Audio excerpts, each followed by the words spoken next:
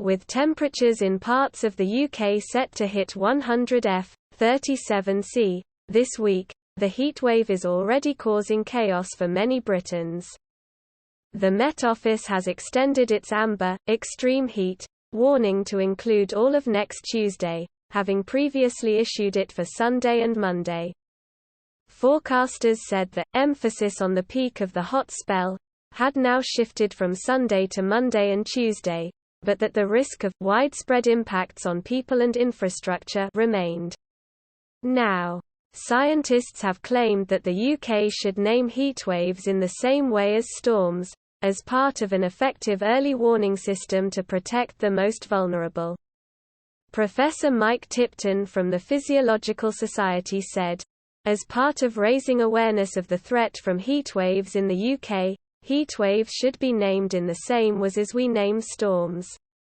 2024, 37.1 C, August 3, 1990 equals 5, 36.7 C, July 1, 2015 equals 5, 36.7 C, August 9, 1911 7, 36.6 C, August 2, 1998, 36.5 C, July 19, 2006 equals 9, 36.4 C, August 7, 2020 equals 9, 36.4 C, August 6.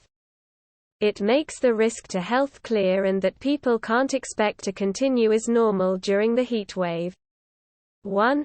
38.7 C, July 25, 2019 2, 38.5 C, August 10, 2003 3, 37.8 C, July 31. 2003 The Physiological Society, the largest group of physiologists in Europe, is calling for an improved early warning system for heatwaves in a new report set to be released today. The naming of storms using a single authoritative system should aid the communication of approaching severe weather through media partners and other government agencies. It claims that the UK Met Office should name heatwaves in the same way as storms. On its website, the Met Office explains, "In this way the public will be better placed to keep themselves, their property and businesses safe." The report uses Seville as an example, which has recently started naming heatwaves as excessively hot weather becomes more frequent. This week could potentially see record-breaking temperatures here in the UK. Just like preparing for a storm in winter, people need to take action to keep themselves and their loved ones safe, Professor Tipton said. Extreme heat isn't just a problem on your summer holidays. Due to climate change, we are increasingly seeing very hot weather here in the UK. Even one day of very hot weather can present a risk. But consecutive days of high temperatures triggers a heat wave that requires specific actions to keep people safe. The Physiological Society hopes that naming heatwaves will aid communication about heatwaves. This will aid the communication of approaching heatwaves through the media and government agencies, Professor Tipton explained.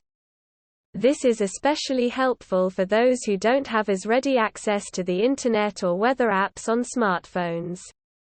The Physiological Society is focused on understanding how the body works, including how the body copes in response to heat and extreme weather.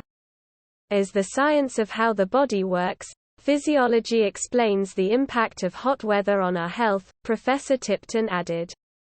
We can use this knowledge to advise on ways to keep the body cool and design early warning systems that provide tailored advice to the most vulnerable or those who have to work in the heat. This will enable people to better plan ahead and take measures that could save lives.